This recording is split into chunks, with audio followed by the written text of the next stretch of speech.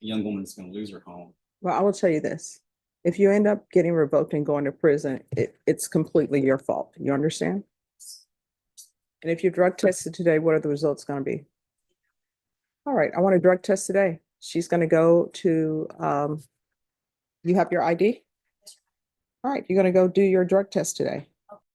Aisha Esparza was on probation for retaliation, with 10 years of prison time hanging over her head. But instead of checking in and following the rules, she vanished for over a year. Let's roll the tape. Court is calling 2020 CR 3640 State versus Aisha Esparza. Can I have parties announced for the record for the state? I can go with the state.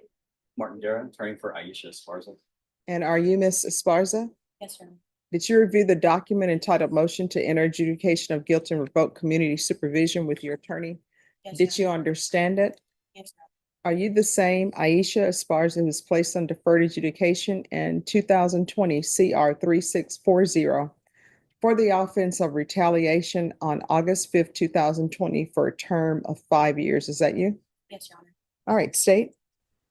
Violation of condition number 2, on or about the 31st day of December 2021 in Bexar County, Texas, the defendant Aisha Esparza did then and there fail to submit to drug testing as directed by the court supervision officer and or duly authorized agent of the court in violation of condition number 2. How do you plead to that? True or not true? True. We waive and abandon the remainder, sir. Any objections? No objection. Did you understand by pleading true to violation of condition number 2, the court could find you true, grant the motion, find you guilty, and sentence you up to 10 years in prison and up to a $10,000 fine? Yes, Your Honor. Knowing that, do you still wish to plead true to violation of condition number 2? Court will find violation of condition number 2 true. Is there a proposed agreement? There is, Your Honor. The state is asking and a sentence of 2 years. In defense, what are you requesting? Your Honor, we're respectfully asking that you follow the recommendation of probation, which was to deny the state's motion, continue her on a deferred an extension of 2 years. They're recommending a 90-day jail sanction. That's the one thing that we differ on. Mhm. We are hoping that she'd be able to do a GPS monitor, partial house arrest, so she'll either be at work or at home. Additionally, I can tell you, the recommendation from probation was also alternate amend to add the drug patch for 9 months, 0 tolerance probation, ISP for 1 year, then supervised by HRC unit, MRT class, healthy relationships class, and that she will report by person for all future visits. All right, so any objections to the court review and the court summary? No, Your Honor. Oh, they send it to me by email. I just don't look at it until people tell me it's okay. So let me look. All right, what I can tell everybody, the fact that probation is saying they want a 90-day jail sanction, that tells me that they really don't want to continue you, right? So what I am going to have to find out from you is why you're not doing well on probation. And it appears from looking at the probation is that there's some issues with marijuana use. I know that neither party is going on that, so I'm not accepting that as true, but I'm just telling you what appears to be going on. So you want to raise your right hand for me, please? Do you solemnly swear or affirm the testimony you give would be the truth, that nothing but the truth, so help you God? All right, you can lower your hand, state your name for the record. Aisha Esparza. All right, why are you not doing well on probation? I had a bad time in 2022 and made some bad decisions, Your Honor. Why are you making bad decisions when you know you could go to prison for 10 years? I was suffering from marijuana, from alcoholism. All right, so let me just tell you, that's really not a good reason to come to me with that. You know why? Because I always ask everybody if they have any issues, they can let probation know they're having issues or come to me if they feel as though probation is not addressing those issues. I understand that. So, And I did make a mistake. well, no, you made choices because everybody knows you're not allowed to use marijuana while you're on probation. If you decide to use marijuana while you're on probation, you're making choices. If there is an addiction involved. For example, if you're on probation and you're using cocaine, yeah, you're making a choice, but I understand that sometimes people are addicted, right? So in this court, I always tell people, if you feel as though you're going to use, if you feel as there's an issue, let probation know. Even if you feel like, oh, I'm going to use, cocaine today. Cocaine is calling my name. I'm not going to be able to stop. I'm going to use it. I always tell them, let probation know. And then what I will do is probation will have you come in here because your attorney will tell you, I've had compliance hearings, and it's what can we do to get you back on track? You understand? And I'm looking at the court summary. You've been missing in action. Where have you been? Nervous. I don't know. Don't be I mean, I can easily say, don't be nervous. I understand why you're nervous because you're looking at 10 years in prison. So I'm trying to figure out, where have you been? Because I'm looking at the court summary. I was scared to turn myself in, Your Honor. Mm-hmm. I just started a job in July of 2022, and I went to counseling. I was diagnosed with bipolar depression. I got on medications until I was pregnant in February of 2023. I've been doing good since, and I was just scared to turn myself in. Well, that's a problem. All right. Anyone else has any other questions? Your Honor, if I may. And then, and also counsel, if you can see on the court summary, the issues with her during Zoom office visits, if you can also address that as well. Yes, sir. I can ask you some questions. Sure. Now you talked about the substance abuse. You talked about the mental health issues. But I'm just curious, do you dispute the descriptions? I mean, do we get a chance to go through this court summary in detail?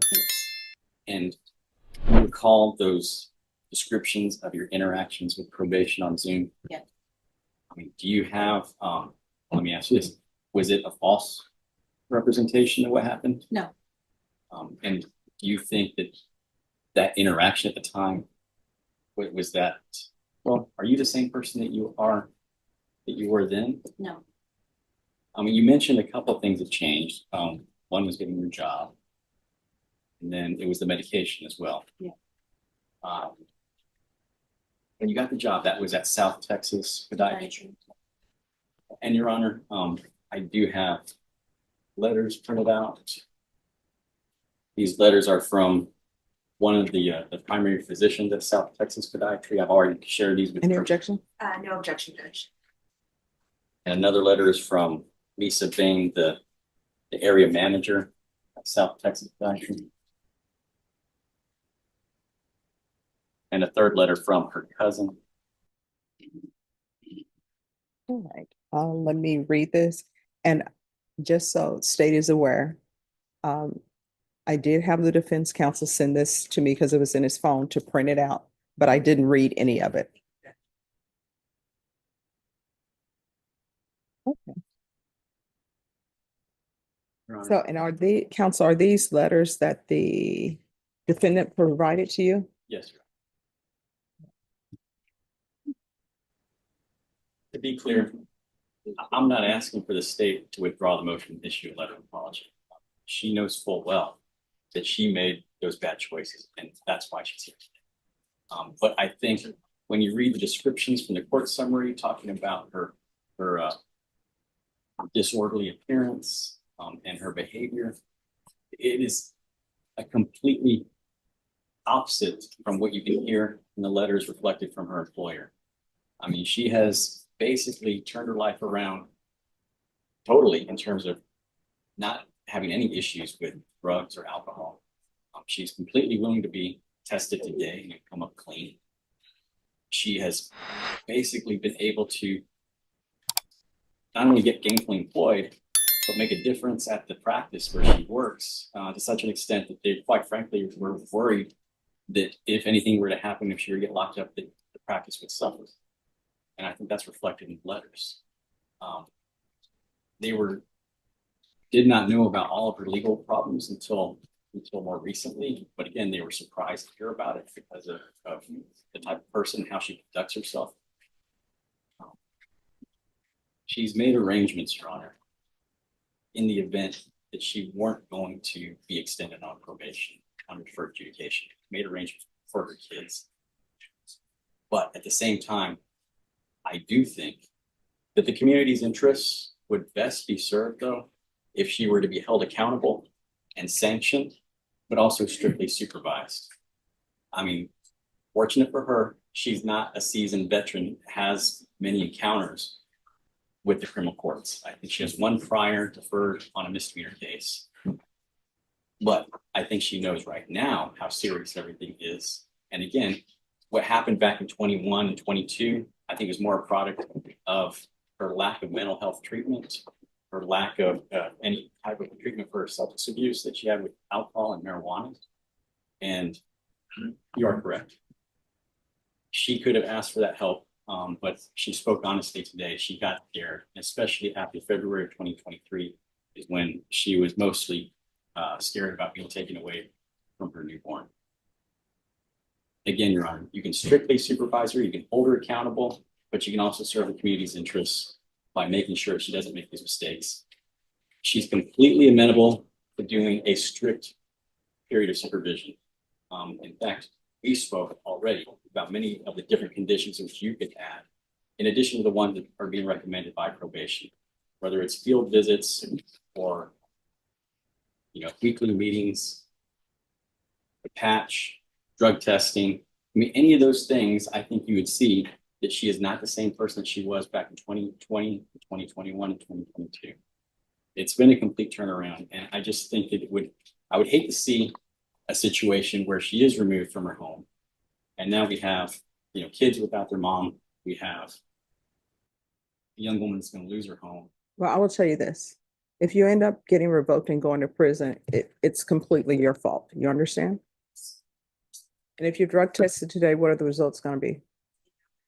All right, I want a drug test today. She's going to go to, you have your ID? All right, you're going to go do your drug test today. Thank you, Your Honor. All right, thank you. Miss Abrams, she is going to go do a drug test with felony drug court. All right. And can you give her the address? All right, y'all. Tough love from Judge Boyd today. What do you think? Was she right to push this hard? Can someone really change after disappearing for a year? Or is it just more excuses? Let me know in the comments. Stay clean, stay focused, and I'll see y'all in the next one.